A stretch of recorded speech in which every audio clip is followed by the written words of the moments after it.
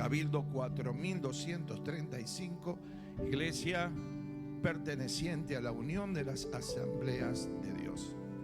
Aquí estamos para predicar la palabra de Dios, para anunciar las buenas noticias del Evangelio. Eso significa la palabra evangelio en el griego original, buenas noticias. Y las buenas noticias que tenemos son que Jesús está vivo. 7 amén, los conté así, 7. Las mejores noticias es que Jesucristo está vivo. Exactamente, así es, hermano. No se iba a quedar sin decirlo. Amén. Muy bien, vamos a compartir la palabra. El próximo viernes tenemos, toda vez que hay alguna fecha especial, lo hacemos por supuesto para Navidad, lo hacemos para Pascuas, lo hacemos ahora que se va a celebrar lo que cuando yo era chico se llamaba el Día del Niño. Se llamaba el Día del Niño. Se celebraba el primer domingo de agosto, cuando yo era chico. Pero hicieron cuentas los fabricantes de juguetes, la Cámara de Jugueteros, y hicieron esta cuenta. Hay algunos padres que el primer domingo de agosto no cobraron el sueldo. Entonces lo corrieron. Vamos al segundo domingo de agosto. No sé qué habrá pasado, cuándo fue, cuándo sucedió, cuándo ocurrió, pero se quedaron cortos con el segundo domingo de agosto. Y así lo fueron corriendo. Terminan el tercer domingo de agosto. Pero no es más el Día del Niño, es el Día de las Niñeces. A los chicos no les importa, quieren sus regalos. Entonces, como es una fecha especial en ese sentido, vamos a tener el día viernes aquí en la iglesia, 20 y 30 horas, una comedia musical, evangelística, por supuesto, que no vamos a andar haciendo otra cosa, evangelística. Las obras que hemos hecho durante todos estos años han permitido que personas que nunca venían a la iglesia vinieran por primera vez y que recibieran a Cristo, tomando el mensaje evangelístico de las buenas noticias de que Jesús está vivo, y personas que han empezado a congregarse y formar parte del pueblo de Dios a través de ver esas representaciones. Bueno, todos cordialmente invitados, pero inviten amigos, inviten familia, inviten compañeros de trabajo, compañeras. La obra es muy linda, con un lindo mensaje. Así que vamos a estar el viernes. Para los que están en la lista de la iglesia, ustedes saben que mitad de semana viene un empujoncito para la fe, ¿no? Arrancamos el domingo, primer día de la semana, arrancamos, pero nos vamos. Yo no sé si un problema de carburación, de nafta o qué, pero es como que después cuesta, ¿no? Pero ahí viene el empujoncito de la fe del Señor. Y les voy a mandar el mensaje. Ustedes, cuando me piden oración, me llega a mí solamente y yo oro y envío, ustedes lo saben, una oración por aquello por lo cual están pidiendo. Pero vamos a agregar algo más a partir de esta semana, un audio. El audio es este mensaje en audio precisamente, no solamente la imagen, que lo mandamos aparte por YouTube, pero para que lo puedan estar escuchando y para que lo puedan reenviar,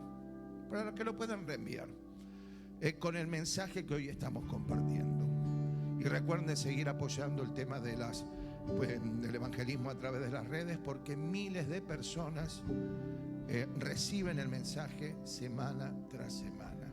Le damos gracias a Dios por eso. Vamos al título, vamos a la palabra de hoy, que tiene por título: Venciendo a los gigantes de nuestra mente. Venciendo a los gigantes de nuestra mente. Cuando decimos gigante, hoy día lo asociamos, bíblicamente lo asociamos a cuando David vence al gigante Goliat, 2,80 m. Si eso no es un gigante, no es gigante donde están, ¿no? Pero cuando hablamos de gigante nos referimos a todo tipo de oposición que encontramos en la vida. Situaciones que afectan la salud, la armonía familiar, la economía, etcétera, etcétera, etcétera. No vamos a abundar en ejemplos de cosas que ustedes están viviendo y los que están mirando también a través de YouTube, con lo cual se pueden identificar.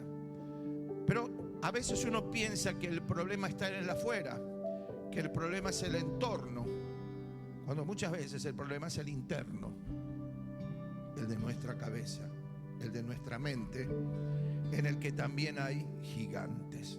Vamos a ver lo que Dios le dice a un señor que se llamaba Josué, que tiene por delante una tarea, pero bastante difícil, no imposible, difícil.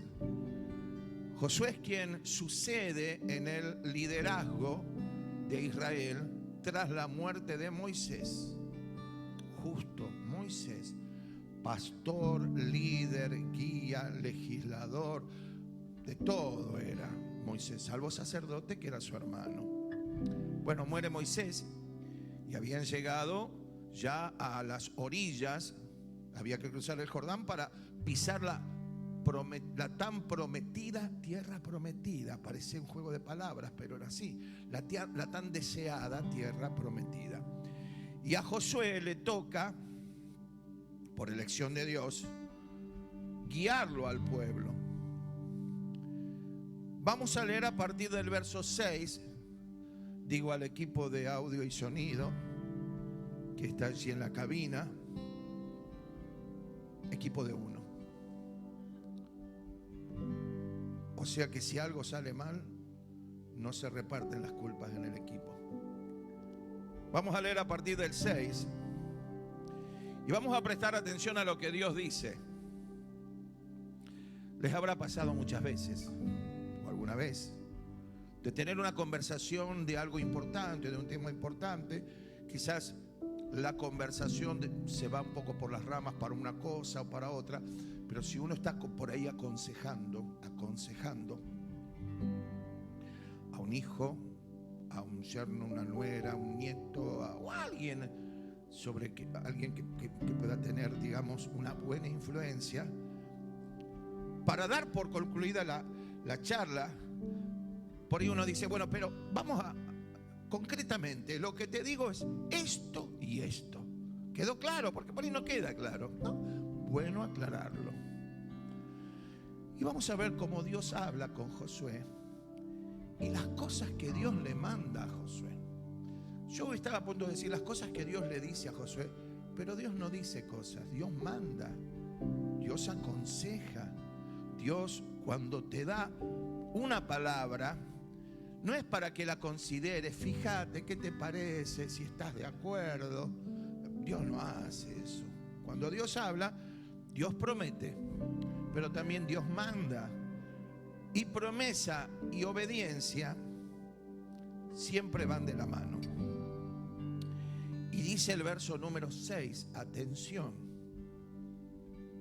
esfuérzate y sé valiente, porque tú repartirás a este pueblo por heredad la tierra de la cual juré a sus padres que la daría a ellos. Josué, le dice Dios, tenés que tener valentía, tenés que esforzarte, serás quien reparta la tierra que he prometido a mi pueblo. Bien, verso número 7. Solamente esfuérzate y sé muy valiente. Dios se está repitiendo, pero si se lo acaba de decir. ¿Se olvidó Dios que? ¿Viste cuando a veces te dicen algo y vos lo volvés a preguntar? Por ahí te miran como diciendo, ¿qué te pasa? ¿No te acordás de lo que dijiste? Quizás uno no prestó la suficiente atención a ese primer comentario, ¿no? Pero si se le acaba de decir esforzate y sé valiente, pero ahora dice, agrega algo más, solamente le dice, de esto es de lo que te tenés que preocupar, en esto es lo que tenés que poner la atención, esforzarte y sé muy valiente. Pero miren lo que dice a continuación. No le va a decir lo que uno supondría. Tierra de Canaán, los habitantes, había habitantes, no era una tierra virgen, no era una tierra joya, nunca taxi, no era una tierra que te la estaban ofreciendo de pozo, emprendimiento. Era una tierra donde estaban los heveos, los jebuseos, los fereceos, los amorreos, naciones los habitantes originarios, por así decirlo, paganos, idólatras, pero eran un verdadero desastre y un peligro. Y Dios no quería que ellos se mezclaran, que Israel, el pueblo escogido, ese celo que Dios tenía por su pueblo escogido, para que no se mezclara con los paganos. Ese celo Dios lo sigue teniendo hoy día, con vos y conmigo, con los que formamos parte del pueblo de Dios. Pero mira lo que le dice: no esforzate y sé valiente para hacerle frente a los cananeos, para cuidar de hacer conforme a toda la ley. ¿Dice así tu Biblia, toda? Dice, no dice casi, dice toda. Conforme a toda la ley que mi siervo Moisés te mandó. Recibió las tablas Moisés, dedo de Dios se había escrito sobre las tablas, las bajó de la cima del monte Sinaí y les dijo a Israel: esto es lo que Dios quiere que hagamos para que Dios pueda hacer lo que quiere hacer, que es bendecirnos. Por eso también era legislador Moisés, no un diputado o senador como algunos que andan dando vuelta, sino un verdadero legislador. Porque en las leyes que Dios le mandaba a Israel cumplir estaba la clave de la bendición. En todos los detalles estaba Dios. Que le dice el Señor a Josué: solamente esforzate y sé muy valiente en hacer todo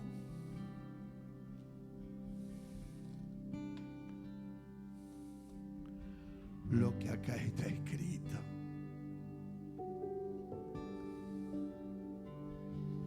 Nunca falta el que dice: bueno, pero en aquel tiempo eran 5 libros nomás: Génesis, Éxodo, Levítico, Número y Deuteronomio. Lo otro no había sido escrito. Pero ahí está la esencia de lo que Dios quiere para su pueblo.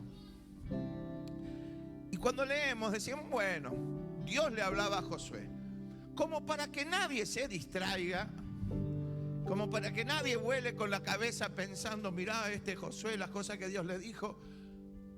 Lo que le dijo Josué te lo dice a vos y me lo dice a mí. Exactamente lo mismo. Solamente, nos dice Dios, esforzate y sé muy valiente para hacer todo lo que hay en tu Biblia. Sería la traducción para nuestros intereses. Y después le dice, le completa en el verso 7: no te apartes de ella ni a diestra ni a siniestra, ni a derecha ni a izquierda. Las veces que yo predico esta palabra, siempre pongo como ejemplo el gol de Maradona a los ingleses. Agarró la pelota Maradona. La historia real dice que Burruchaga le da un pase, ¿no? Le da un pase de unos metros y Burruchaga, bromeando, dice: vos hiciste el gol ese gracias a mí. Le dio el pase, estaba a 50 metros del arco Maradona. Dice: gracias a mí que te di el pase. Y te acordás, yo creo que hasta los que nunca vieron un partido de fútbol ven a Maradona gambeteando para un lado, para el otro, y ahí van los ingleses desparramándose en el piso hasta que metió el gol. La traducción sería, cuando Dios nos dice, me dice: no me gambetees lo que te mando.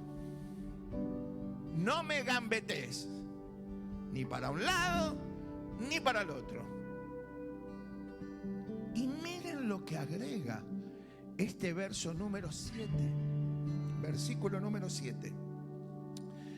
Sin leerlo, sí, ya lo leíste. Y yo te pregunto lo siguiente: ¿de quién depende que nosotros como cristianos seamos prosperados? Díganmelo fuerte. Vamos, lo leyeron. Porque uno piensa: y de Dios. Mi bendición depende de Dios. Pero el Señor me va a decir: no, depende de vos, con todas las cosas que yo tengo que resolver y todos los problemas que tengo y todas las preocupaciones, también me tengo que encargar de eso, porque el Señor le dice a Josué, para que seas prosperado en todas las cosas que emprendas. Para que seas prosperado en todas las cosas que emprendas. Y después, en un versículo siguiente, completa la idea. Nunca, le dice el verso 8, nunca se apartará de tu boca este libro de la ley.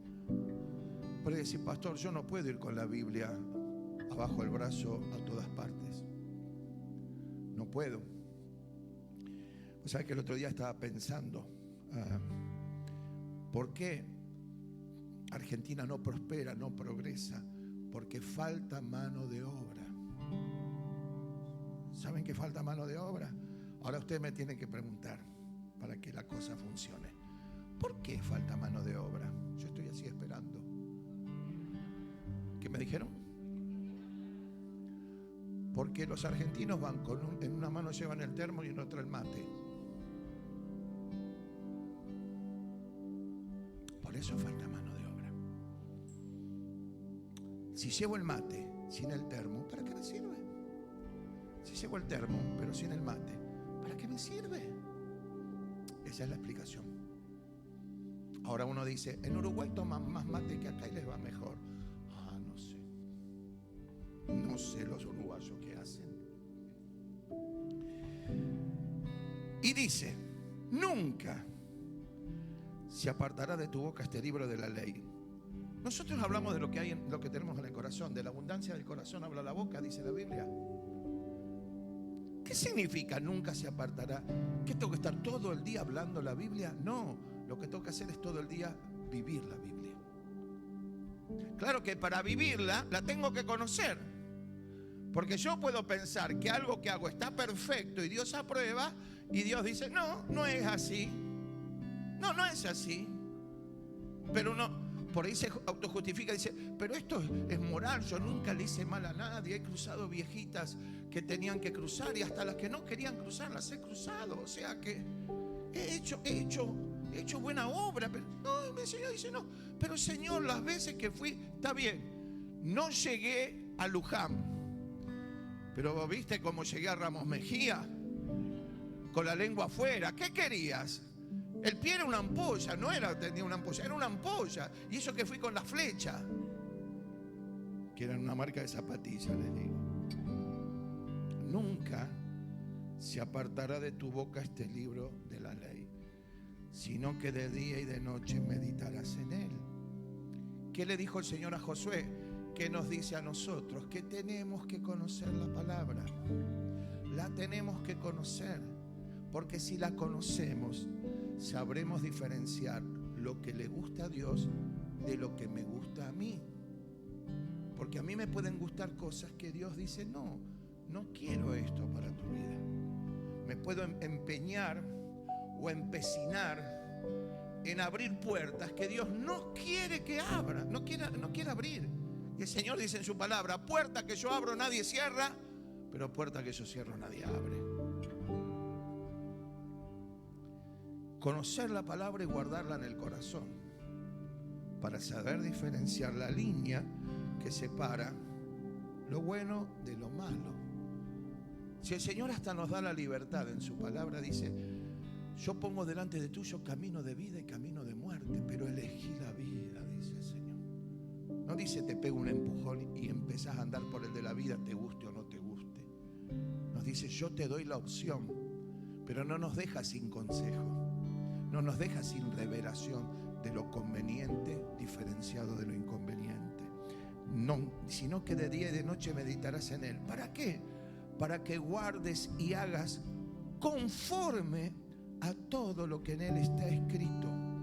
Y ahí le vuelve a decir, y más claro resulta todavía, que la responsabilidad era de Josué, de su prosperidad. Porque entonces harás prosperar tu camino y todo te saldrá bien. Hay palabras que tienen un sonido hermoso: prosperidad, bendición, concordia, crecimiento, sé que te está diciendo a vos, a mí y a los que están mirando también. Si hacemos caso a lo que Dios nos manda, en todo lo que nos manda, estaremos provocando la prosperidad, nuestra propia prosperidad, y las cosas nos van a salir bien. Y no dice algunas, la mayoría, gran parte, todo te saldrá bien. Y como por las dudas, antes de terminar la charla, el Señor, antes que Josué se fue, le decía: para, Josué, vení. Josuecito, porque le decía así, Josuecito. A ver si te quedó claro. Mira que te mando que te esfuerces y seas valiente. No temas ni desmayes. El temor, el principal enemigo de la fe, el temor. Cuando uno tiene temor, puede llegar a ser cualquier desastre, por miedo, por temor. ¿Se acuerdan ustedes en el año 2001 el atentado contra las Torres Gemelas? ¿Se acuerdan? ¿Quién no se acuerda de eso? Una foto que salió en la revista dominical del Clarín a los pocos días. Una fotografía tomada de cierta distancia, por supuesto, de una de esas torres que estaban incendiadas en uno de sus pisos, donde habían colisionado los aviones que habían usado los terroristas. Y se veía así, prestando atención, como una sombrita pequeñita en el vacío, cayendo al vacío. Era una persona. No se había caído. Por temor al incendio, a la explosión y todo lo demás, miren la decisión que tomó: arrojarse al vacío. Cuando hay miedo, cometemos muchos errores. No temas ni desmayes. ¿Qué es el desmayo? No tengo más fuerza, no puedo seguir. Como dijo una mujer una vez en un reportaje, estaban ahí, no sé qué había pasado, y dijo la mujer: intenté desmayarme 2 veces, dijo. ¿Cómo es intentar desmayarse? Intenté desmayarme, parecía salido de Crónica TV esa noticia. Mirá que te mando que te esfuerces y seas valiente. No temas ni desmayes, porque Jehová tu Dios estará contigo en donde quiera que vayas. Miren qué promesa. En donde quiera que vayas. Ahora, esto no significa que como Dios es bueno, que como Dios es un Dios de amor. ¿Viste cuando nos corrían en la época del matrimonio igualitario? Nos corrían con el: ay, pero Dios no es amor. Sí, Dios es amor, pero ama al perdido arrepentido, no al que sigue en su pecado. Nos corrían por ese lado, tiempo pasado. ¿Qué significa que Dios estará con vos, estará conmigo en donde quiera que vayamos? A ver, Josué, con lo que te dijo el Señor, ¿pensás elegir vos tu camino? Ni loco. Dios no corre atrás de nadie corrigiendo caminos. Dios no va con el liquid purple ni con la goma borrando nuestras metidas de pata. Sí perdona. Cuando nos arrepentimos de todos nuestros pecados, Dios es fiel y justo para perdonar todos nuestros pecados. ¿Pero por qué le dice: yo voy a estar contigo en donde quiera que vayas? Porque le está diciendo: yo voy a ir delante y vos vas a ir atrás, Josué. Y yo no me lo veo a Dios perdiéndose en el camino, o equivocándose, o consultando a la gallega del GPS. Dios sabe por dónde va. Y si yo sigo las huellas y las pisadas del Señor, voy a prosperar. Vas a prosperar, vamos a prosperar. Pero ¿cuál era el esfuerzo que tenían que hacer Josué y que tenemos que hacer vos y yo? Ser valientes. Ser valientes. Tener miedo le pasa a cualquiera y es normal. tener miedo ante determinadas situaciones. Es una reacción normal. No somos Robocop. No somos una mezcla de Sylvester Stallone y algún otro de un Schwarzenegger o cosa por el estilo, que andamos por la vida sin temor, sin saber lo que es el temor, la inquietud, la incertidumbre. Hay temor. Por eso el Señor le dijo a Josué: no tengas miedo.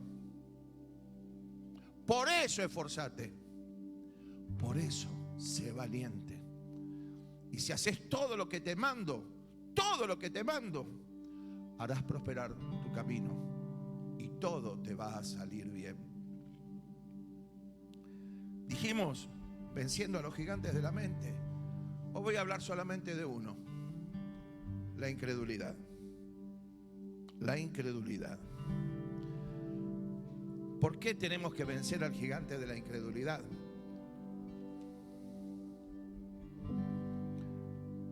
Porque hay que esforzarse y ser valiente cuando vemos una realidad diferente a lo que Dios nos promete en su palabra. Porque hay que vencer a la incredulidad de nuestra propia mente. Porque tenemos que esforzarnos en creer en un Dios al que no vemos, y no ceder al miedo de los gigantes que sí vemos. Porque un estudio médico está en la mano y lo vemos, está. No hay que buscarlo en el mundo espiritual, está. Un dolor, una limitación, una enfermedad en el cuerpo, está. Un problema económico, una deuda, algo que hacerle frente, está. Una discusión familiar, una disputa, una pelea, las palabras se dijeron, la ofensa estuvo, está. Lo vivimos, lo experimentamos. Hay que esforzarse para que esta realidad que vivimos no nos quite las ganas de seguir adelante.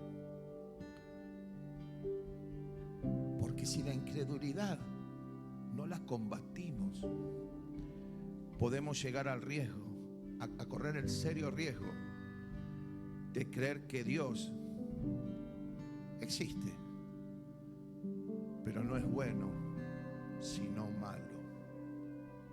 No es amigo, sino enemigo. En el Éxodo 17, en el verso 7, leemos algo que sucede luego, que Israel le dice a Moisés: queremos agua, queremos agua. No pasaba el de Ives,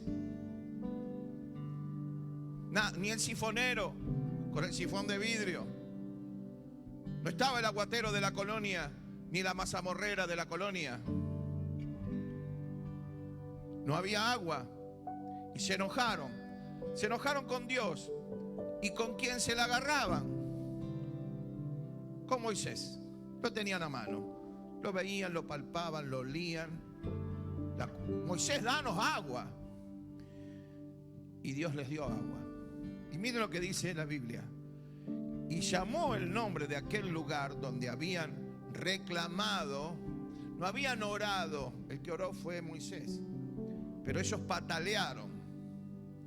Y llamó el nombre de aquel lugar Masaj y Meriba, por la rencilla de los hijos de Israel. Rencilla significa Meriba. Y porque tentaron a Jehová diciendo: ¿está pues Jehová entre nosotros o no? Miren lo que provoca la incredulidad. ¿Qué habían sido las plagas? 10 casualidades. 10 casualidades. El Mar Rojo se había abierto, entonces no era que se había abierto, era la época del año donde la bajante era más pronunciada. Estaba sequito, como sostienen algunos, lo que no pueden explicar que el ejército de Faraón se haya ahogado bajo 5 centímetros de agua. Puede que fueran petizos los egipcios, pero hasta ese punto. ¿Cómo nos damos cuenta que la incredulidad es un gigante que nos quiere manejar la vida? Cuando dudamos de la bondad de Dios, cuando dudamos que Dios nos escucha, cuando dudamos que Dios tenga un plan bueno para nuestras vidas. Ese gigante hay que matarlo. La incredulidad nos convierte en vagabundos espirituales. Vagabundos espirituales, pisando siempre la misma tierra, dando vueltas en círculo en el mismo lugar, estancados, paralizados, estériles. La incredulidad es un pecado. Dice la escritora Hebreos, capítulo 3, verso 10. El Señor está hablando del enojo que tuvo con Israel, porque los incrédulos murieron todos en el desierto. Murieron todos en el desierto, a excepción de Josué, de Ur, de Aarón, de Caleb. Pero los incrédulos murieron todos. Los únicos que pusieron el pie en Canaán fueron los que nacieron en el desierto. Los que nacieron en el desierto. Hebreos 3 dice 10: a causa de lo cual me disgusté contra esa generación y dije, siempre andan vagando en su corazón y no han conocido mis caminos. Por tanto juré en mi ira, Dios habla, no entrarán en mi reposo. Mirad, hermanos, que no haya en ninguno de vosotros corazón malo de incredulidad para apartarse del Dios vivo. ¿Y qué hago con la incredulidad? ¿Cómo lo manejo? Pidamos ayuda al Espíritu Santo, para que el Espíritu Santo sea el que nos supervise. Necesitamos ser supervisados por Dios, ser controlados por Dios. Las fábricas serias, importantes, tienen un área que se llama control de calidad. Si algo no está en condiciones, no sale a la venta, no sale a la producción. Nosotros necesitamos al Espíritu Santo que controle la calidad de nuestros pensamientos, que haga una selección. Señor, revisa. Señor, revisa. ¿Qué? Si encontrás incredulidad, ayúdame. Ayúdame. Necesitamos la ayuda del Espíritu Santo para conquistar nuestros pensamientos. Para conquistar nuestros pensamientos. Y que no seamos esclavos de las mentiras del diablo. Así vamos a tener la mente de Cristo, como dijo Pablo en Corintios. Tenemos la mente de Cristo, mas nosotros tenemos la mente de Cristo. ¿Y qué significa tener la mente de Cristo? Entender cuando Él dice en Juan, en el mundo tendrán aflicción, pero confíen, yo vencí al mundo. ¿Qué nos dice Jesús? Si yo pude, ustedes van a poder. Ah, pero Él era el Hijo de Dios, sí, pero no hizo uso de su poder sobrenatural para vivir en esta tierra. Vivió como cualquier hijo de vecino. Iglesia, tener la mente de Cristo es tener una mente positiva, es tener el corazón lleno de confianza, es vivir bajo el gobierno de la paz de Dios, es vivir en el poder de la fe. Y cuando entendemos eso, entendemos que Dios nunca nos pone en un lugar demasiado estrecho para que no podamos crecer, sino todo lo contrario. Entonces harás prosperar tu camino, crecerás, te multiplicarás y todo te saldrá bien. ¿Qué nos dice Dios a modo de conclusión? Yo te entrego la tierra y te entrego los gigantes, pero vos esforzate, ocupate de los gigantes de tu mente. ¿Vieron la expresión? Uy, los ratones de la... Uy, tiene ratones en la cabeza. Algunos tienen búfalos. Búfalos. Conquistar la Canaán de nuestros pensamientos para poder obedecer a Dios en todo. ¿Y eso qué significa? Y ya voy terminando. No darnos por vencidos ante una realidad diferente a lo que Dios nos ha prometido. No rendirnos a dos primas del campo que tienen la incredulidad. Son dos primas del campo y son siamesas. Una se llama ansiedad y la otra se llama impaciencia. Como leí el otro día. Ay, qué lindo tu nene. ¿Cómo se llama? Lunes tormentoso. ¿Por qué le pusiste ese nombre? ¿Qué? ¿Acaso no hay un Plácido Domingo? No dijo nada. No rendirnos a la ansiedad y la impaciencia. Porque la ansiedad y la impaciencia es un taladro las 24 horas del día. ¿Cuándo y cómo? ¿Cuándo y cómo? ¿Cuándo y cómo? ¿Y dónde está Dios? Un taladro.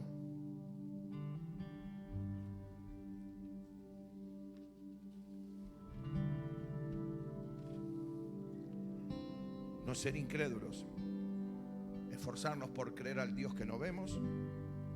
No ceder al temor. Al temor a lo que sí vemos y vivimos.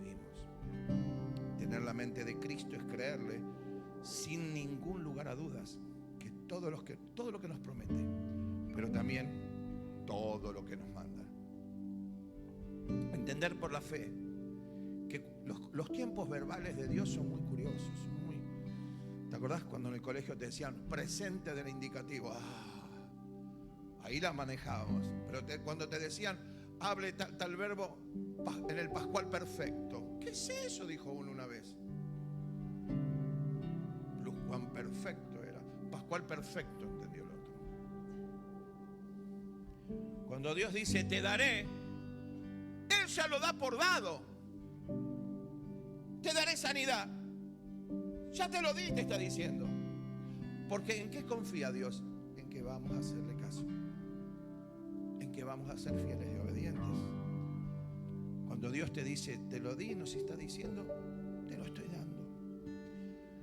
Entonces, siguiendo el ejemplo del Padre de la Fe, nuestro Padre de la Fe, le seguimos a Él, a la tierra que Él nos va a mostrar.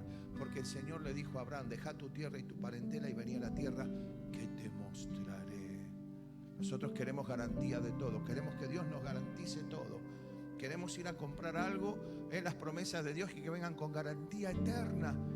La única garantía es la palabra de Dios. Y Dios no es hijo de hombre para mentir, no es hombre para mentir, no es hijo de hombre para arrepentirse. Iglesia, ¿qué hacemos con la incredulidad? Porque la incredulidad es un ocupa, es un usurpador, que lo echamos a la mañana, pero en cuanto nos descuidamos, lo tenemos adentro de la cabeza otra vez. Si hay que echarlo todos los días, echémoslo todos los días. Por eso el Señor nos dice, esforzate y sé muy valiente. Y nos agrega, solamente esforzate y sé muy valiente. Con los gigantes de afuera, ojo al piojo. Tenerlos bien a raya, pero también ojo con los de la cabeza. ¿Cuántos dicen gloria a Dios? Dale un aplauso al Señor por su palabra. Oramos y nos preparamos para la Santa Cena, para lo cual le voy a pedir a Juli